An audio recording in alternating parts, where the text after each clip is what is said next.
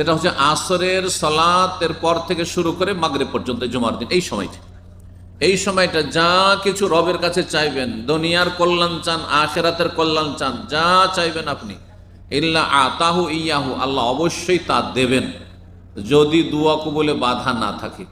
মানে হারাম না খান, শিরিক না করেন, আল্লাহ ছাড়া অন্যের ওপর পুরোপুরি আস্থা ভরসা গায়রুল্লাহর ওপর, নাম কেউ আসতে আল্লাহর কাছে শুধু চাইছেন, কিন্তু পুরোপুরি ভরসা আপনার চাকরির ওপর, আপনার কফিলের ওপর, আপনার নেতার ওপর, আপনার বসের ওপর, আপনার চাকরির অথবা আপনার যে ধন সম্পদ আছে সেগুলির ওপর।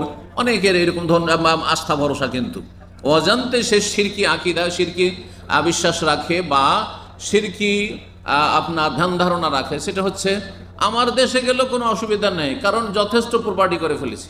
তো আপনার আল্লাহর উপর ভরসা না আপনার ওই প্রপার্টি সম্পদের ভরসা?